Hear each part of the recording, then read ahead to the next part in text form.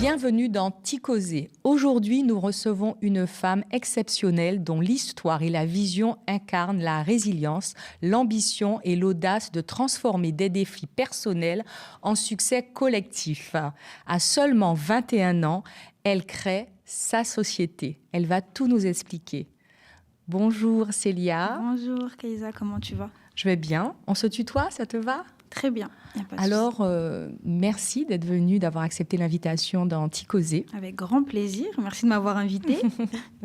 Alors, à seulement 21 ans, tu décides de fonder ton entreprise. À cette période, tu es encore étudiante? Exactement. Je suis étudiante et en réalité, c'est aussi parce que je suis étudiante que je vais créer ma société à ce moment-là. Parce que je vais avoir beaucoup de problèmes financiers. Il faut savoir que j'ai fait donc une école de commerce. Et c'était une école qui n'acceptait pas les boursiers. Moi, je suis boursière depuis que je suis née. Et là, il fallait vraiment que je trouve une solution. Je me suis inscrite dans cette école en sachant que je n'allais pas pouvoir payer. Mais je me suis dit, en fait, c'était des concours. Donc, je me suis dit, soit tu réussis les concours et tu te bats, soit tu les réussis pas et puis tu continues ta vie. Et j'ai réussi. Et donc, j'allais en cours tranquillement, mais je n'avais pas les moyens de payer. Et au bout d'un moment, il a fallu trouver une solution. Et en fait, j'ai créé ma société pour payer mes études. Donc, en fait, ça veut dire que tu t'inscris dans l'école sans savoir comment tu vas payer. Exactement. C'est vachement audacieux quand même. Ouais.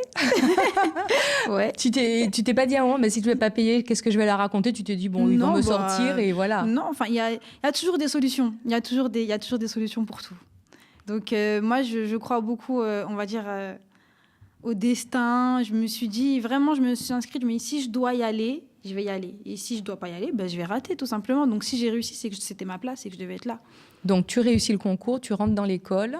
C'est ça. Et voilà, première mensualité, c'est comment? C'est une école qui se paie, c'est mensuel, c'est trimestriel? Non, normalement, tu payes directement, oui. tu payes directement ton année scolaire. Et après, moi, j'ai essayé de négocier, en effet, avec l'administration pour payer, du coup, tous les mois. Malgré ça, c'était compliqué. De toute façon, on connaît la situation des étudiants. C'est toujours très compliqué, quoi qu'il en soit. Et malgré, j'avais un job étudiant. J'étais caissière en cinéma à l'époque.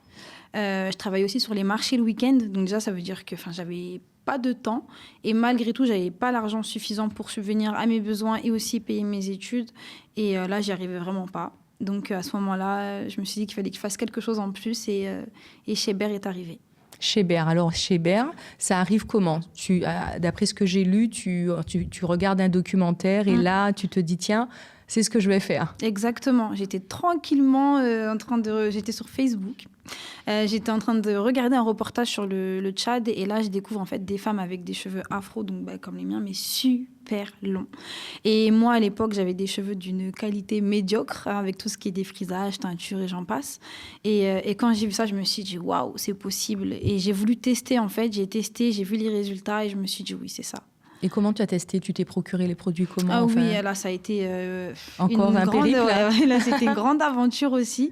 Mais j'ai tout fait pour entrer en fait en contact avec la personne qui avait fait le reportage. Qui avait réalisé le reportage. Exactement. Donc, en fait, j'ai tout fait pour réussir à rentrer en contact avec elle. Je n'ai pas réussi, mais j'ai réussi à avoir un membre de sa famille. Et de là, de fil en aiguille, j'ai commencé à dire oui, est-ce que je pourrais du coup en recevoir, etc. Je l'ai négocié. J'ai envoyé du coup une assez grosse somme quand même d'argent. Enfin, grosse somme, tout est relatif. Mais en fait, c'est ma mère qui... T'a aidé. Voilà, qui m'a aidée. Elle m'a passé une partie de ses économies. Enfin, elle m'a donné ses économies, clairement. Elle m'a dit, Célia, vas-y. Hein. Enfin, voilà, m'a fait confiance encore une fois. Et à ce moment-là, j'ai envoyé l'argent. J'ai reçu donc du coup de la poudre de Chébé, ça s'appelle. Et à ce moment-là, j'ai testé et j'ai vu des résultats tout de suite sur mes cheveux. C'est-à-dire que bon, ils sont pas devenus beaux du jour au lendemain, mais d'un point de vue texture, etc. Et je me suis dit que c'était vraiment un réel besoin en fait. On en avait besoin et j'ai commencé à partir de là à créer du coup les produits. Mais voilà. À ce moment-là, tu continues à aller à l'école, enfin à être toujours, dans ton école. Bien sûr, ouais. Tu as déjà un petit peu commencé à payer tes études ou pas? Tu as réussi à négocier Non, enfin, je recevais des courriers, des recommandés qui me disaient oui, là, il faut payer, etc. Mais après, ce que j'avais compris avec l'école, c'est que surtout à la fin des 3 années, il fallait que j'ai payé les 3 années. C'est-à-dire qu'on m'a dit, même si tu as fait toute ton année scolaire mais que tu n'as pas payé, on ne donnera pas ton diplôme. Donc, il fallait que je trouve l'argent avant de finir mes études. Et tout simplement. en fait, moi, ce que j'ai envie de savoir, c'est comment tu fais réellement. C'est-à-dire que voilà, tu reçois ces courriers en recommandé, tu n'es pas stressé, tu n'es pas tendu, tu réponds Je pas, réponds pas. mais tu continues à avoir de bons résultats scolaires, tu travailles, tu bosses sérieusement. Alors déjà, je suis pas quelqu'un de studieux de base, hein, je vais être transparente. Je sais même pas comment j'ai réussi les concours, mais je les ai réussis. Donc ça veut dire que tu ne travailles pas. Je ne vais pas dire que je travaille pas. Je pense que ma force, même tout au long de ma scolarité, c'est que je suis quelqu'un qui, à la maison, ne travaille pas du tout. Mais en cours, je suis attentive, je comprends vite. J'ai pas besoin, en fait. Enfin, j'estime ne pas avoir besoin de faire plus. Et j'ai toujours eu, en fait, moi, mon objectif, c'était la moyenne. Et franchement, j'ai fini avec 13, 14 de moyenne sans réellement travailler. Enfin, quand tu es en cours, tu bosses. Quand je suis en cours, je bosse. Quand je suis là, je suis là. C'est vraiment sur l'instant présent. T'es concentrée, quoi. Voilà, sur l'instant présent, je suis là.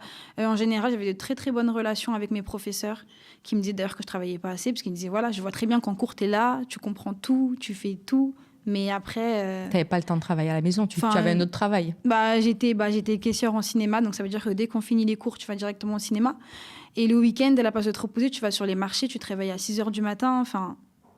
J'ai pas le temps, en fait. J'avais pas le temps. Honnêtement, j'étais un légume. Hein. Il y a aussi la fatigue. Est-ce qu'à un moment, tu as douté? Est-ce qu'à un moment, tu t'es dit, oh, j'en peux plus Non, j'ai ressenti de la fatigue, oui. Du doute, jamais. En fait, je pense que, justement, avec tout ce que j'ai vécu de compliqué, toutes les difficultés que j'ai eues, en fait, je pense que j'avais pas le droit de douter. Tu peux pas vivre tout ça et après douter. C'est impossible. Sinon, pourquoi, en fait? À quoi bon se mettre dans des conditions physiques et mentales comme ça, si au final, tu doutes? Enfin, moi, pour ma part, en tout cas, c'est comme ça que je fonctionne. Après, moi, je suis pas quelqu'un de base qui a beaucoup de doutes. Moi, dès que je fais quelque chose... tu vas à fond. Ouais, j'y vais et je pars du principe que je vais réussir parce que même s'il y a un échec, enfin, la finalité sera la victoire, quoi qu'il arrive. Donc, c'est pas un problème pour moi. J'ai vraiment pas de... Enfin, le doute ne fait pas partie de moi. J'ai toujours été comme ça. Est-ce qu'à un moment, quand tu vas en cours, tu dis à tes profs, voilà, je suis en train de monter ma société, je fais un business plan, je fais une étude de marketing, je crée mes visuels, parce que j'ai vu un peu ton travail marketing, j'étais assez impressionnée, je me suis dit, waouh, quand même, elle va à l'école, elle fait ça et tout, alors que t'en as qui se plaignent quand il y a trop de boulot, on va dire. Donc en fait, à l'époque, c'était pas aussi beau qu'aujourd'hui, hein. C'était très moche. C'est vrai. Moi, mon premier logo était pas beau, hein. J'ai fait ça vite fait sur Photoshop. Mon site, il était affreux. Donc tu avais fait ton site toute seule aussi. Ouais, j'ai tout fait toute seule, mais c'était affreux. Franchement, en fait, je suis la première distributrice de chez Bé au monde. Ça veut dire que les gens n'avaient pas le choix d'acheter chez moi. À l'époque, maintenant c'est plus le cas. Mais à l'époque, les gens n'avaient pas le choix d'acheter chez moi. Donc même si c'était moche, j'avais des clients et j'ai réussi à payer mes études, heureusement. Mais non, c'était affreux. Franchement, c'était affreux. Mes profs, est-ce que je leur en ai parlé? Pas du tout. Je leur ai pas parlé. Faut savoir que j'en ai même parlé à personne, même ma famille. Enfin, à part ma mère qui était au courant, personne n'était au courant de ce que je faisais. Et tu as monté une entreprise, tu as monté quoi comme entreprise? Ouais, tu l'as montée toute seule, tu as pris les infos sur Internet, tu as été voir un avocat? Non, là par contre, j'ai fait appel à un cabinet comptable pour cette partie-là. Quand même, pour cette partie-là, j'ai fait appel à un cabinet comptable. Au début, j'ai commencé dans ma cuisine, dans ma chambre même. Donc, il n'y avait pas de structure. Après, quand j'ai structuré, j'ai pris un cabinet comptable directement. Parce que la partie papier, etc., administratif, là, non. Non, là, il fallait se faire accompagner. Et tes produits, tu les vendais aussi sur le marché? Comment tu as commencé Pas du tout. En fait, j'ai tout fait en ligne. Fait en ligne. En fait, j'avais pas le temps. Le marché, je vendais des bouteilles de rhum arrangées. Donc, j'allais pas mettre mes produits à côté. De toute façon, que c'était pas aussi forcément les bons marchés cibles par rapport à ce que je vendais. Donc, non, moi, j'ai tout fait via e-commerce. Tout en ligne. J'ai fait mon site internet, après les commandes à passer et j'envoyais les colis. Et les bouteilles de rhum arrangées que tu vendais sur le marché, toi aussi qui faisais ça ou Ça, c'était ma mère. Ah, c'est ta mère qui faisait ça. Donc, quand vous étiez un peu déjà commerçant, je disais qu'on était je préfère dire le mot débrouillarde. C'est beaucoup de débrouillardise à chaque fois.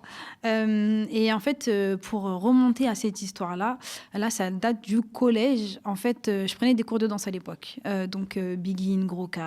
Voilà, je prenais tout ça. Et en fait, il y a ma prof de danse, elle a dû quitter l'association. Et en fait, je suis rentrée chez moi, j'étais triste. J'ai dit à ma mère, oui, je vais devoir arrêter la danse et tout. Et elle m'a dit, si tu veux, on crée une association. J'ai dit, OK, let's go. Et le lendemain, ma mère, elle est partie à la mairie, elle a eu une salle, etc. Et là, on a créé une association, donné des cours de danse, Begin, Gros K. On a créé aussi un groupe de carnaval. Donc, on avait notre groupe APO. On avait tout ça. Après, je suis passée au lycée. J'ai commencé déjà à avoir beaucoup moins de temps parce que depuis très jeune, je suis quelqu'un de... Très active. Active, ouais, et ambitieuse. Moi, je voulais avoir mon permis à 18 ans pile. Donc, ça veut dire que pour avoir mon permis, sachant que je savais que mes proches n'allaient pas pouvoir m'aider, comme pour mes études, je me suis dit, je vais passer mon BAFA. Donc, moi, j'ai passé mon BAFA, je crois que j'avais 15-16 ans. Et en fait, avec l'argent de mon BAFA, j'ai payé mon permis. Et après, j'ai eu mon permis à 18 ans pile, comme je voulais. Et en fait, ça fait que aussi, donc, avec le lycée, le BAFA, etc., l'association, elle a ralenti parce qu'en fait, c'était surtout moi et ma mère qui faisaient tout aussi dans l'asso. Et donc, en fait, après, on a transformé l'association. Et là, on en a fait, du coup, les bouteilles de rhum arrangées que nous vendions le week-end sur les marchés. Ah bravo. Voilà. Alors, toi, tu es née en Île-de-France. Ouais, moi, je suis née dans le 91. Dans le 91, et ta mère est guadeloupéenne. Exactement. Ma mère, elle est guadeloupéenne martiniquaise et mon père, il est guadeloupéen. D'accord. Et tu connais un petit peu la Guadeloupe? Oui, oui. Oui, non, mais il y en a qui... Voilà. Tu y vas souvent? Alors non, par contre. Mais en fait, à l'époque, ma mère, elle a la chance. C'est vraiment la chance parce qu'elle est née en France aussi. Moi, je suis la deuxième génération. Et on a eu la chance d'avoir les congés bonifiés. Donc, j'y allais souvent. Elle travaillait dans une administration? Ouais, c'est ça exactement. Donc, on a eu les congés bonifiés et ça fait que j'ai eu la chance d'y aller régulièrement. D'y aller régulièrement à ce moment-là. D'accord. Donc, j'ai vu un article, tu as paru sur France Antilles et tu disais « Waouh, je suis trop fière ». Oui, ça fait plaisir. Parce que pour plein de choses, déjà, là, j'ai fait donc le France Antilles et c'était dans la rubrique « Jeunesse en nous ». C'est quelque chose qui est quand même très significatif parce que, comme tu l'as dit, c'est vrai que j'ai répondu d'une manière tellement logique, genre oui, je connais la Guadeloupe, mais c'est vrai que quand j'étais petite, j'étais pas considérée comme une Guadeloupéenne pour les Guadeloupéens. Et pourquoi? En France, parce que j'étais née en France, donc c'était la métropolitaine. Donc du coup, tu le vivais mal? Ouais. Parce qu'en France, j'étais pas française non plus. Et de toute façon, je n'estime pas être française non plus. Mais de te dire qu'au final, t'es chez toi que dans l'avion, en fait. donc voilà, au bout d'un moment, tu dis...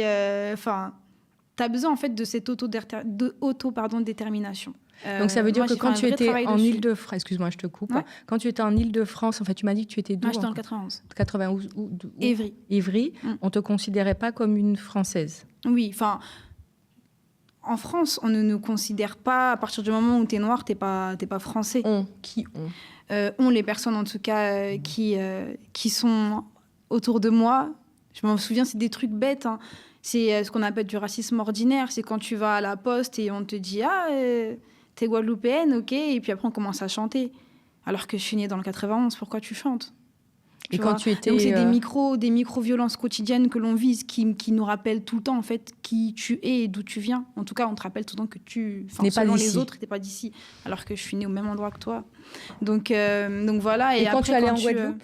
Et quand j'allais en Guadeloupe, j'étais la métropolitaine, j'étais la française et pareil. Donc, c'est la même chose, en fait. Et donc, là, d'arriver à ce stade où tu passes sur le France Antilles en première page de couverture dans la rubrique Jeunesse en nous, franchement, ça fait du bien. Je vais pas mentir, ça fait beaucoup de bien. Ouais, j'étais fière. Ma grand-mère, surtout, alors elle est partie montrer le magazine à toutes ses copines et tout. Elle était vraiment fière. C'était une reconnaissance pour toi? Pour moi, une reconnaissance, je sais pas si je peux dire une reconnaissance parce que après, je la cherche pas non plus. Non, je veux dire, est-ce que le fait que France Antilles te mette dans cette rubrique Jeunesse en nous, c'était comme si la Guadeloupe avait accepté que tu sois guadeloupéenne? De toute façon, ils n'ont pas le choix. C'est pour ça que je dis, je la cherche pas. En réalité, qu'on le veuille ou non, c'est moi qui décide qui je suis. J'ai pas besoin de... même si ça me fait énormément plaisir, hein, je ne dis pas. Bien sûr, ça m'a fait plaisir. Ça m'a fait en fait surtout plaisir de voir ma grand-mère aussi très fière de me voir ici et d'être dans cette rubrique-là aussi.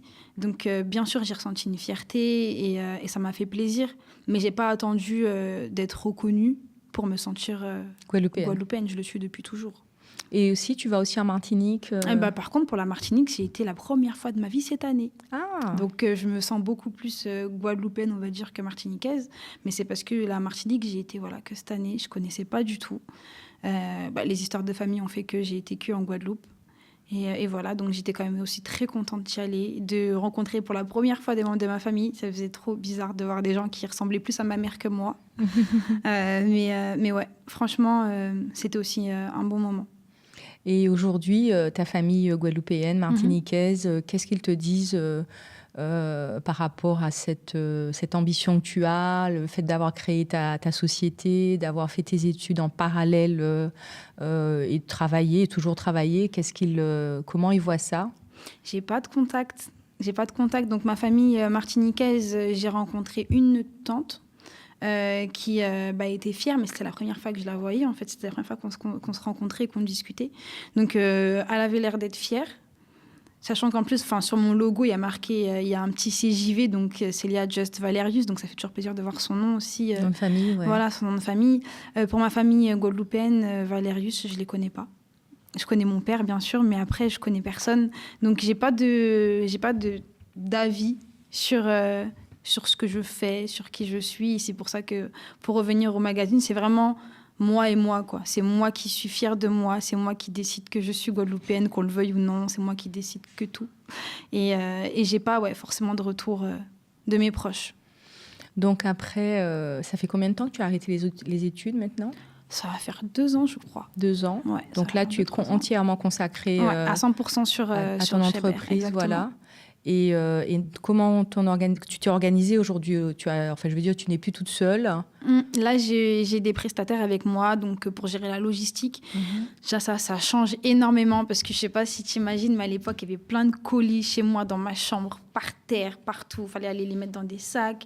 Des fois, il y en avait tellement, il fallait les mettre dans les sacs, après aller à la poste, après revenir. Enfin, tout ça, c'est terminé. Et tu gérais tout ça toute seule? Ouais, là, ma mère, elle m'aidait quand même pour cette partie-là. Mais après, en soi, oui, au quotidien, je travaille toute seule. Donc après, je peux avoir du soutien de ma mère quand même au quotidien de temps en temps. Mais elle a sa vie aussi. Donc voilà. Et maintenant, j'ai aussi quelqu'un qui s'occupe de la communication un petit peu aussi avec moi. Enfin voilà, j'ai réussi à trouver en fait des petits prestataires voilà, qui sont avec moi et ça fait du bien. D'accord. Et donc aujourd'hui, tu bosses toujours de chez toi? Oui. Donc en fait, à l'époque où j'étais étudiante, j'ai négocié avec l'école pour faire mon stage dans ma propre entreprise. Ouais, je la reloue jusqu'au bout. Mais bon, j'ai réussi. Et j'ai réussi. Et en fait, à ce moment-là, j'ai eu un bureau. C'était magnifique d'avoir un bureau. Après, j'ai fait un master. Spécialité entrepreneuriat. Donc, j'ai continué. À ce moment-là, j'avais 3 semaines sur mon entreprise, 1 semaine en cours. Et là, à ce moment-là, c'est là que Chabert est un peu devenu ce qui est aujourd'hui. Donc, j'ai changé de logo, j'ai changé le site internet, j'ai structuré. Après ton master? Pendant mon master. Voilà. D'accord. Et à ce moment-là, j'en ai parlé à mes professeurs parce que là, ils étaient là pour ça. Mais avant, voilà, non. Mais à ce moment-là, oui. Et j'ai vraiment bien évolué à ce niveau-là. Et ensuite, j'ai fait un D2E, donc diplôme étudiant entrepreneur. Donc, après mon master, j'ai continué encore.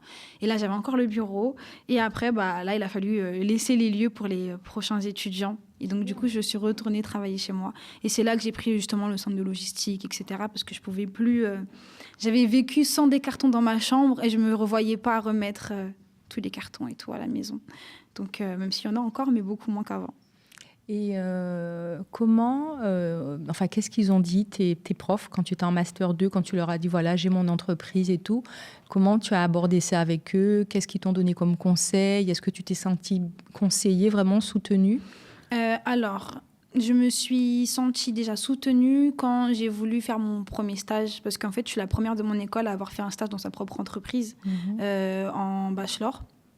Donc, en fait, quand moi, j'ai demandé à ma conseillère en stage est-ce que je pouvais faire dans mon entreprise, elle m'a dit non. Après, comme elle m'a dit non, moi, je suis partie voir la directrice de mon programme. Ah oui. Non, parce que moi, j'accepte pas les noms. Je suis partie voir la directrice de mon programme et je lui ai dit, je viens de créer quelque chose, j'aimerais faire mon stage dans mon entreprise. Et elle m'a dit, elle m'a renvoyée vers un autre service, donc demande là-bas.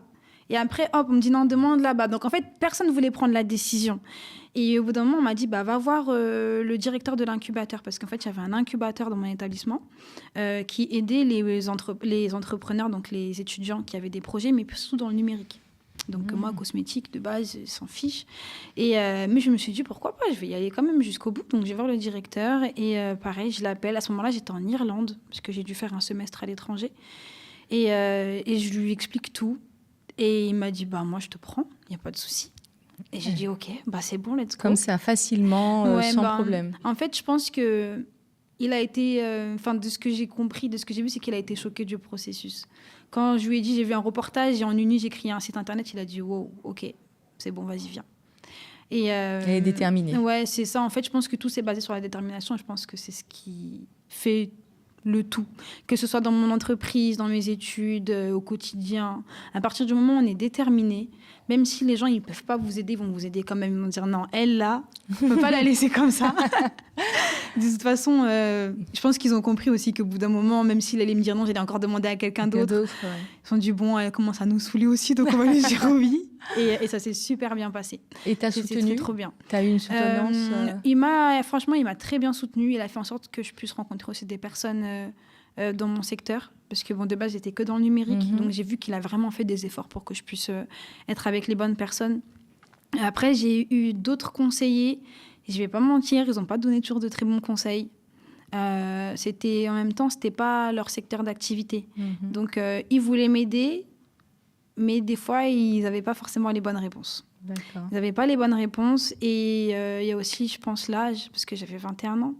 Et quand tu es une jeune femme, déjà, jeune, si j'enlève le caractère noir et de banlieue, si je dis juste une jeune femme jeune, tout le monde veut nous donner des leçons tout le temps. Et même s'ils n'étaient pas dans le secteur, qu'ils ne savaient pas de quoi ils parlaient, ils savaient quand même mieux que moi. Parce qu'ils ont un certain âge, parce que j'ai fait ceci, alors que non, pas du tout. Mais voilà, il fallait vraiment aussi être solide à ce niveau-là et avoir aussi le courage de dire, OK, il a un certain âge, c'est lui le professeur, c'est lui qui donne les conseils, mais là, je ne vais pas l'écouter, en fait. Et du coup, ça arrivait qu'on s'embrouille un petit peu. Mais... ça s'est toujours bien terminé. Et aussi, alors ce que je voulais te demander, est-ce que après ton stage chez toi, dans ta propre entreprise, est-ce qu'après tu as dû soutenir ton projet, avoir une soutenance devant tes profs Oui, j'en ai eu du coup lors du master à la fin. Ça faisait partie en fait du diplôme. Tout à fait. Donc j'ai dû avoir des soutenances. J'en ai eu en bachelor parce que j'ai fait mon stage de fin d'année dans mon entreprise et après en master parce que j'avais fait mon année sur mon projet. Alors, tu disais que tu es partie un moment en Irlande. Oui. Alors, comment ça s'est passé pour ton entreprise? Dur, très très dur. En fait, je venais juste d'ouvrir la société. Wow. Donc, tout juste. Et c'est ce qui, en fait, c'est vraiment Chéber, en fait, qui, franchement, m'a sauvé la vie. Parce que le fait de partir en Irlande, ça veut dire plus de travail au cinéma, plus de marché, donc plus d'argent qui rentre. Et en fait, c'est uniquement Chéber qui a réussi à payer mon logement en Irlande, ma nourriture, mon école. Ta vie, quoi. Ouais. Et là, c'était dur. Il a fallu que, du coup, ma sœur, à l'époque, elle était enceinte. En plus, je me souviens, elle a dû aussi s'occuper d'envoyer des colis. Parce qu'on était obligé de continuer à faire tourner l'entreprise, même si j'étais pas là, puisqu'il fallait qu'il y ait de l'argent qui rentre.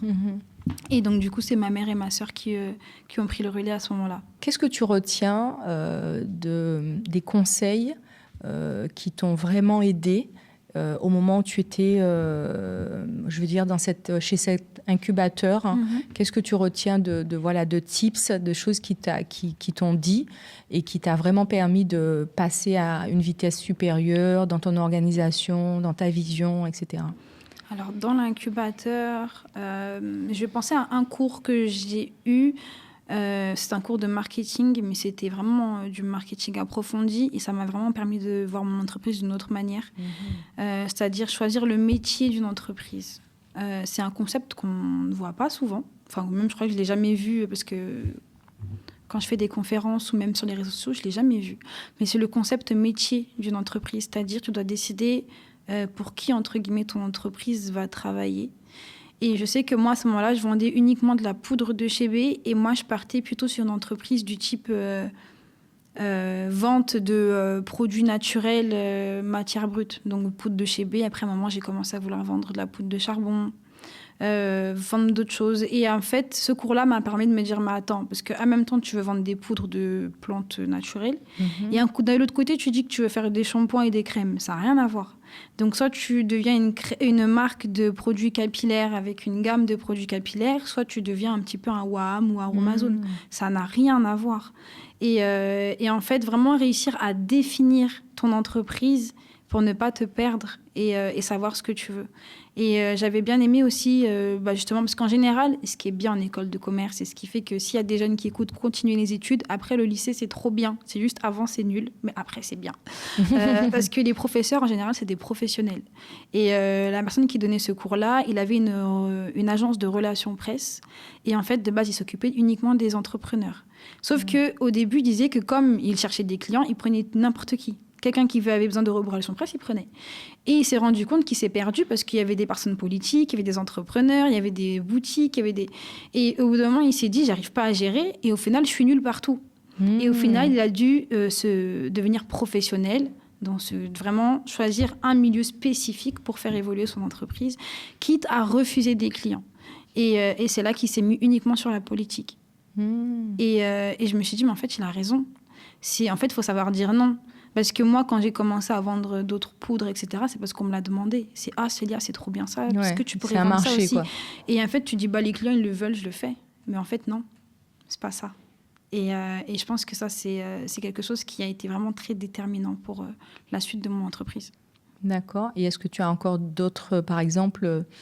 Financièrement, est-ce que tu as été aidée? Est-ce que tu as pu avoir une banque qui te suit? Comment tu as... Voilà. C'est-à-dire la partie finance, souvent, ça fait peur. Voilà. Il y a des gens qui se disent, je veux ouvrir mon entreprise, mais en fait, comment je fais, quoi? Comment je commence par quoi?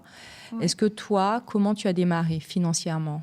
Alors déjà, il faut savoir que moi, j'ai pris énormément de retard. Pourquoi? Parce que mon entreprise a financé mes études et pas mon entreprise. C'est-à-dire que l'argent n'a pas tourné. Une fois que je recevais, par exemple, l'argent de mes clients, à la place de racheter plus de pots, par exemple, moi, j'allais payer mon école.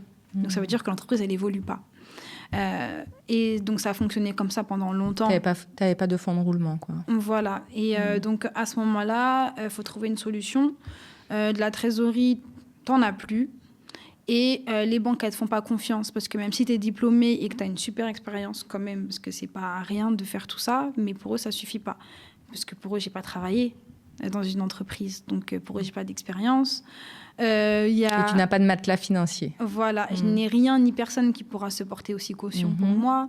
Enfin, et en plus, le projet aussi. Parce qu'ils disent, ça intéresse qui, ça? Alors que ça intéresse des millions de personnes, on commence à le voir aujourd'hui, heureusement. Mais pour eux, ils ne comprennent pas ce que je raconte. Quand je dis que je fais des produits pour les cheveux texturés, bouclés, frisés, crépus, ils vont se dire... Mais voilà. dans l'incubateur où tu étais, tu n'as pas eu de conseils pour aller chercher des finances? Qui peut t'aider? Parce qu'il y a la BPI. Bien sûr, il y a tous les organismes. Il y a France Active, il y en a plein. Mais après, c'est sur dossier. Ton dossier, il passe ou il passe pas. Même si on va te donner les bons contacts et on va te dire de faire un prévisionnel comme ci ou comme ça, une fois que la personne elle est en face de toi, même s'il y a des organismes en face de toi, c'est des êtres humains. Donc, si la personne, elle se dit que ton projet, il n'est pas viable, elle ne va pas aller pousser les portes derrière. Donc, moi, à ce moment-là, je me suis dit, de toute façon... Donc, toi, tu n'as pas eu de... Non, ça n'a pas fonctionné? Non. Donc, du coup, moi, ce que j'ai fait appel directement à ma communauté. Donc, j'avais déjà des clients, j'avais déjà des personnes qui avaient utilisé mes produits, qui étaient satisfaits. Donc, j'ai décidé de faire une levée de fonds participative. Bravo. Merci beaucoup. Et à ce moment-là, je me suis dit que je voulais des personnes qui me ressemblent parce que je me suis rendu compte aussi que justement, quand j'allais chercher des financements, j'étais tout le temps face à des personnes qui ne me ressemblaient pas et donc qui ne me comprenaient pas.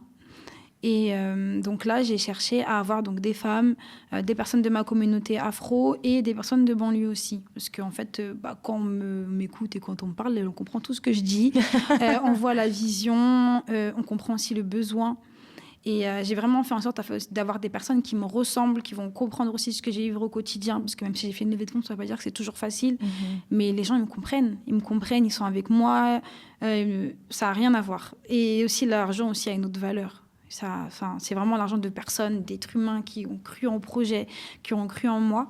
Et c'est ce que j'ai fait. Donc, j'ai fait une levée de fonds, une campagne de levée de fonds l'année dernière, je crois. Sur le web? Oui, en ligne, toujours en ligne. Donc, ça permettait en fait à de grands entrepreneurs ou à toute personne de pouvoir investir à partir de 10 €. Donc, le plus petit investissement est de 10 € et le plus grand est de 20 000 €. Donc, il y a vraiment tout type de personnes, de tout horizon, de tout âge, de toute origine, de toute religion, tout comme j'aime. C'est vraiment, en fait, il y a... C'était ouvert. Ouais, je voulais vraiment que ce soit vraiment des personnes qui me comprennent, Et je sais que chaque personne qui fait partie du projet a Et concrètement, comment tu as fait commun. ça? Explique-moi. Donc, du coup, j'ai fait appel à une plateforme qui s'appelle We Do Good. Mhm. Donc, en fait, cette plateforme-là, elle aide les personnes qui veulent faire des levées de fonds. Et en fait, elle aide uniquement les entreprises qui ont un impact positif dans la société. Donc moi, je travaille avec des personnes qui sont en situation de handicap. Il y a aussi, bien sûr, le fait que ce soit pour les cheveux bouclés, frisés et crépus. Donc, il y a aussi un objectif d'inclusion. Tu travailles avec des personnes en situation de handicap, c'est-à-dire que il y a des gens du personnel qui travaillent avec toi dans ton entreprise qui sont en situation, je sais pas compris. Alors, je travaille avec, ça s'appelle des ESAT. Donc, c'est des établissements qui accueillent des personnes en situation de handicap afin qu'elles soient insérées dans la société. Et en fait, il y a des ESAT, je crois, dans toutes les villes à peu près. Et leur objectif, ça va être d'être intégrés. Et il y a des entreprises comme moi, ou sinon aussi dans le public, qui travaillent avec eux. Donc, eux, ils ont de l'argent, ils sont intégrés, ils voient du monde. Et puis, nous aussi, on a la possibilité donc, de travailler avec eux. Donc, moi, ça va être sur l'étiquetage, par exemple. Ou pour des fois, s'il y a un produit qui est mal emballé, ils vont le réemballer. Mettre une étiquette ici ou là. Il y en a qui travaillent en cuisine, il y en a qui font de l'expédition aussi. Donc, il y a vraiment des ESAT pour plein de choses. Et donc, moi, j'ai fait le choix de travailler avec des personnes en situation de handicap parce que ça a un lien avec ma vie personnelle. Donc, j'avais envie de pouvoir donner à ce moment-là. Donc, ça fait partie des bonnes actions, on va dire, de l'entreprise, si on peut dire ça comme ça. Avec aussi donc, tout ce qui va être empreinte écologique. Donc, j'essaye, parce que voilà, faut pas être naïf non plus. Moi, ma matière première, elle vient du continent. Donc, il y a les avions, il y a les ceci, il y a les cela. Mais je fais en sorte d'avoir du packaging recyclable, etc. Donc, pour revenir sur la plateforme, à partir du moment où on a quelque chose à impact positif, on peut faire une levée de fonds sur cette plateforme-là. Et donc, j'ai fait ça avec eux, ça s'est très, très bien passé. Et en contrepartie de l'investissement, les personnes pouvaient recevoir un pourcentage de mon chiffre d'affaires pendant 5 ans. Donc là, on est ensemble pendant 5 ans. Et du coup, il n'y a plus qu'à faire évoluer l'entreprise. Donc, on a levé 150 000 euros de cette manière-là. Bravo. Merci beaucoup. Et c'était vraiment une fierté de voir que. Après, tu retournes voir les banques et dis voilà, il y a des gens qui ont cru en moi. Ouais, non, pas encore. Non, mais bientôt, je vais le faire. Pas encore parce que j'ai des choses à faire, justement. Mais en fait, je le ferai au bon moment. Mais après, en France, c'est très, très compliqué. À l'étranger, c'est beaucoup plus facile pour les entrepreneurs. C'est beaucoup plus facile d'être suivi qu'en France. Parce que déjà, en France, on ne finance pas de stock. Déjà. Alors que c'est par partie des premières choses dont on a besoin. En France, ce n'est pas possible. Alors qu'à l'étranger, on peut demander un crédit pour financer du stock, par exemple. Donc, il y a des choses... Même du stock non périssable. Oui. À partir du moment où c'est stock, c'est pas possible. Par exemple, si je veux faire financer par contre une machine d'étiquetage, je peux. Tu peux. Voilà. Mais le reste, si j'ai envie de faire financer un laboratoire, je peux. Mais si j'ai envie de faire financer du stock, de la communication, non, là, c'est pas possible. Donc, c'est là que normalement, justement, tout ce qui va être BPI, etc., peut intervenir, mais ça reste encore un autre process. Donc, voilà, donc c'est pour ça que j'ai fait ma levée de fonds. Maintenant, je dois atteindre les objectifs que je me suis fixés, donc du coup, avec ce que j'appelle mon Shep Gang, donc le gang des gens qui me suivent, et voilà. Et tu ne penses pas, maintenant que tu as levé ces fonds, que tu as justement une communauté qui a investi dans ton entreprise, tu n'as pas envie de faire appel peut-être à quelqu'un qui pourrait, avec cette levée de fonds, te permettre d'avoir accès à des fonds avec la BPI et tout ce qui suit pour consolider, ton fonds de roulement, ton matelas financier, pour être plus à l'aise et pouvoir là... te poser et organiser ton entreprise. C'est exactement ça. Ouais. Si, c'est ça. C'est le projet. C'est le projet. C'est exactement ça. D'accord. Alors, 21 ans et aujourd'hui, tu as... 28. J'ai Hein. bien vieilli. Hein. Non, t'as pas vieilli. Alors, qu'est-ce que je devrais dire? T'as pas vieilli, tu as mûri. On va dire ça. Tu as mûri et comment tu te sens? Vieille. Je n'ai pas d'autres mots. Pour moi, 28, là, je commence à être vieille quand même. Je le vis comme ça, je le dis comme je le sens. Après, on va dire que je me suis fixé des objectifs. Je pense que ça, c'est le problème de la société. Hein. On ne va pas faire semblant. Donc, je me suis fixé des objectifs avant mes 30 ans. Et je pense que c'est ça qui va déterminer comment je me sens dans 2 ans. Dans 2 ans, comment tu te sentiras? Ouais. Voilà. C'est là que je pourrais dire est-ce que je suis vraiment vieille ou pas? Est-ce que je suis fière de moi ou pas? Ouais, c'est vraiment ça. Est-ce que tu continues à te former, à prendre des conseils, à demander des conseils, enfin, toujours Constamment. Constamment. Dès que je peux, dès qu'il y a quelque chose de pertinent qui peut me faire évoluer, toujours. Parce qu'en plus, la société, elle évolue, le monde évolue, même avec les nouvelles technologies. Il y a plein de choses. Il y a plein de choses sur lesquelles il faut continuer à se former et qui peuvent tout changer. Est-ce que maintenant aussi, ta marque et ta gamme est présente en Guadeloupe, en Martinique? Oui, oui, c'est ça. Donc maintenant, elle est disponible en Guadeloupe, donc chez Caribel. Donc je me suis déplacée. J'étais c'était cette année. J'étais là. Ça passe tellement vite. Et tu as démarché à distance ou tu t'es déplacée et tu as dit je vais faire connaître ma marque là-bas? Les deux, j'ai fait à distance et je me suis déplacée aussi. D'accord. Martinique, pareil, donc chez Mia Beauty ou en Guyane aussi, j'étais en Guyane. Ah, bien. Chez Phénicia et Airstar, à Cayenne. Et pareil, et c'est toi qui as fait la commerciale aussi C'est ça, à chaque fois. Et il y a plein de gens aussi que j'ai été voir et qui n'ont pas pris. Parce que c'est important de le dire, parce que tout le monde... pense que voilà, j'ai été là-bas, finger in the nose, bonjour, j'aimerais bien. Non, j'ai fait énormément d'endroits. Et à énormément d'endroits, on m'a dit non. On t'a dit non. Voilà. Et t'as continué. Bien sûr, et il y en a qui ont dit oui. Voilà, tout simplement. D'accord. C'est ça. Et j'ai vu aussi que tu étais très présente sur les réseaux sociaux. Voilà, tu soutenais aussi d'autres projets, comme par exemple, tu étais à l'avant-première de Wish, tu as fait une vidéo pour Julien Dalle. Qu'est-ce qui te porte? Pourquoi tu as envie de faire ça aussi, soutenir d'autres projets Parce que déjà, quand on est entrepreneur, on est seul. Moi, au quotidien, pour ma part, en tout cas, je suis quelqu'un de seul. Comme j'ai dit déjà, j'ai pas vraiment de famille. J'ai ma mère quand même qui me soutient, mais je suis quelqu'un de seul. C'est-à-dire que je travaille tous les jours toute seule, même si j'ai des partenaires et des personnes avec qui je travaille, mais tu es tout le temps seule. Tu sais pas ce que tu fais. C'est-à-dire que, par exemple, comme tu me disais, on me dit souvent que je suis active sur les réseaux sociaux. Célia, on te voit partout. Mais en fait, moi, je suis là. C'est comme si je lance une vidéo à l'univers, je ne sais pas ce qui va se passer. Je sais, même si tu me dis que tu l'as vu. Moi, je ne sais pas que tu l'as vu. Même si c'est que des chiffres, oui, il y a 5 j'aime, c'est qui ces 5 personnes? Je ne les connais pas. Et quel impact ça a sur leur vie? Est-ce qu'elles ont aimé juste parce qu'elles ont aimé le visu? Ou est-ce qu'elles ont aimé parce qu'elles ont aimé la vision? Donc, en fait, tu ne te rends pas compte de ce que tu fais. Même si tu le fais, tu continues, mais vraiment, comme l'expression, la tête dans le guidon. Tu es là et tu fais. Et du coup, pour le vivre, je vois aussi ce que ça fait quand il y a des personnes qui font des retours sur mes produits. Je vois ce que ça me fait quand il y a des personnes qui me disent, voilà, avant, j'arrivais pas à sortir avec mes cheveux, maintenant, je le fais. Tu te dis, quand même. Enfin, voilà, ça fait plaisir, ça donne de l'énergie, ça donne du carburant. Et je me dis que les autres personnes doivent sûrement vivre la même chose que moi en tant qu'entrepreneur. Peut-être pas. Je ne dis pas que c'est ce que Julien vit, parce que je pense que lui, il a une grande équipe, c'est un réalisateur, c'est autre chose. Mais voilà, je me dis que tu as toujours besoin de savoir ce que tu as créé a un impact ou pas sur les autres. Et je pense que c'est important de se soutenir. On manque beaucoup de soutien. Mais pourquoi tu as voulu spécialement soutenir cette série Wish de Julien Dalle? Qu'est-ce qui t'a attiré sur son projet? Sur son projet, ouais. Okay, c'est le projet en lui-même. Wish, c'est le plus grand rassemblement de personnes issues de la communauté, je dirais afro-caribéenne, guadeloupéenne pour commencer. Mais pour avoir vu quelques épisodes, je peux me permettre de dire afro-caribéenne. Et du coup, ça me fait plaisir. Ça me fait plaisir de voir qu'il a réussi à rassembler. Parce que justement, comme on dit toujours, oui, il y a les Antillais de France, il y a les Antillais de là-bas, il y a un tel qui a un ego surdimensionné, il y a celui... Et on a un ego, j'en ai un aussi, d'accord, je suis guadeloupéenne, j'assume totalement. On a de la fierté. Et en fait, réussir à rassembler toutes ces têtes-là ensemble, faire quelque chose de beau, de concret, de professionnel, comme ça, je pense que ouais, faut le dire. Il faut le dire, il faut être présent, il faut en parler, c'est important.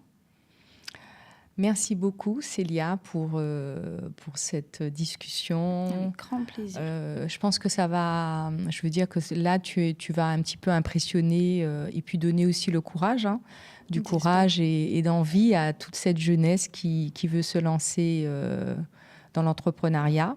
C'est pas chose facile, mais en fait, dans la vie, rien n'est facile. Et l'essentiel, c'est de vivre son moment, son rêve et d'aller jusqu'au bout de ses rêves aussi. Merci encore pour ce témoignage et je te souhaite plein de belles choses. Merci beaucoup et à toi aussi, plein de belles choses. Merci d'avoir suivi Ticosé et je vous retrouve très bientôt pour un autre portrait, une autre discussion avec quelqu'un d'aussi passionnant que Célia. Au revoir et à très vite.